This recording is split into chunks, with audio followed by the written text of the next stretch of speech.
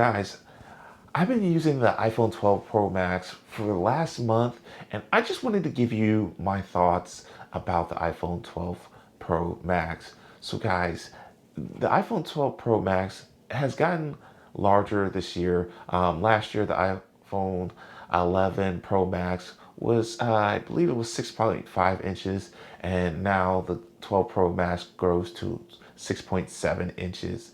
So, with that added height, there comes, a bigger battery, of course, compared to the 11 Pro Max, and it has lasted me easily through the day. And I don't find myself constantly looking at my phone, wondering if I have enough battery or if it's going to get me through the rest of the day. This phone right here is the battery champ.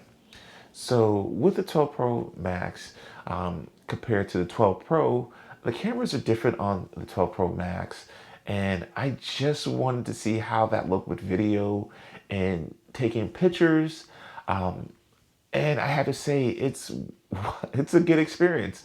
Low light photography has improved this year.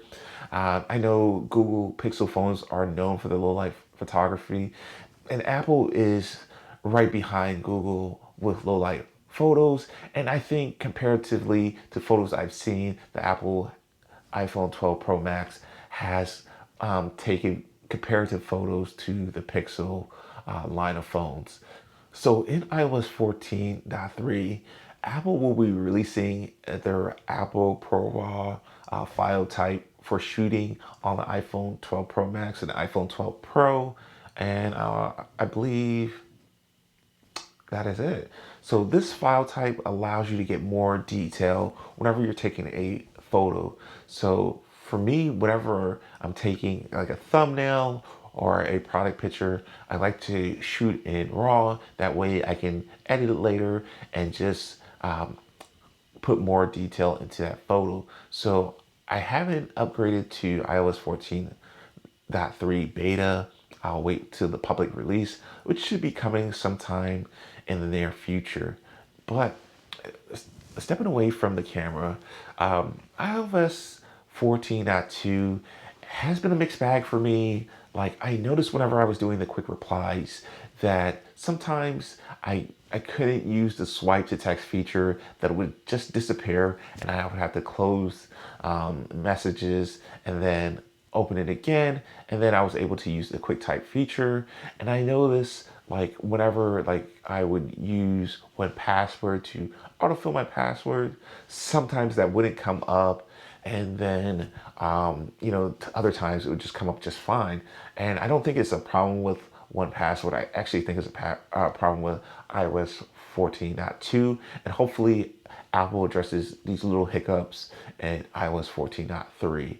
So other than the improved cameras, Apple actually adding that LiDAR sensor for better autofocus and depth mapping, the iPhone remains relatively unchanged.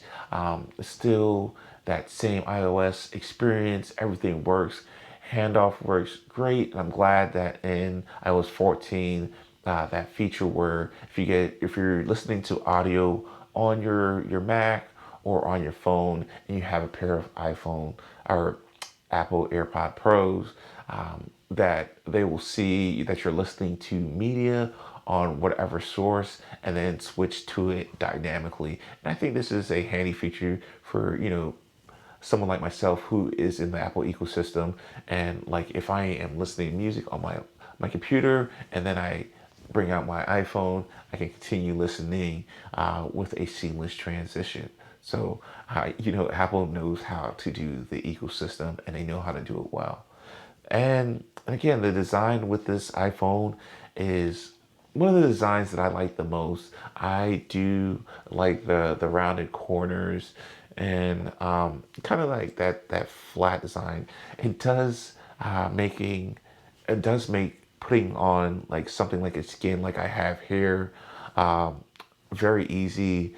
So by the way, this is a skin from Fish Skin. I know a lot of folks use D brand, but I found that Fish Skin has been like the easiest to put on their skins. And I've used them for my laptop, So I'll leave a link to them in the description below.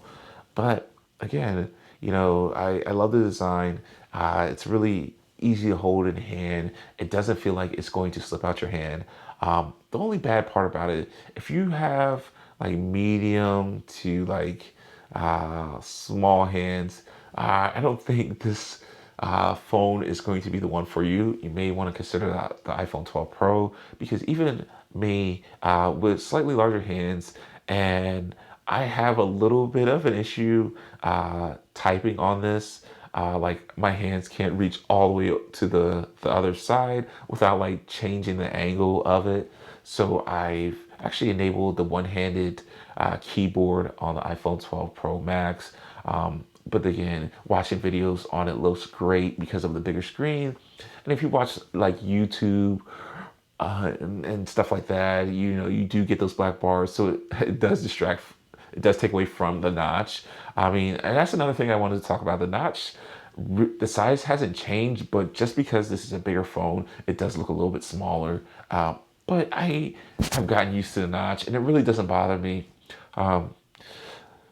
Face ID has improved on the iPhone 12 Pro Max. It's a lot faster this year, but you're still limited to those, the portrait mode orientation. You can't do horizontal like you can do iPad 2020. And I just think that's a missed opportunity and not putting that feature in there. So, guys, with the iPhone 12 Pro Max, it's been a relatively good experience. A few bugs in iOS 14.2, and I think Apple will correct that in their next update, 14.3, that should be coming out anytime soon, hopefully next week, because Apple, whenever they release the release candidate to public beta testers and developers, public release is shortly around the corner.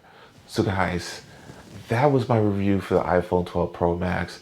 I know I tried to cover everything, but I know if there was things I missed, please leave them in the comments below. Guys, if you found any value in this video, please like and subscribe, and I'll catch you later. And tell me what you want.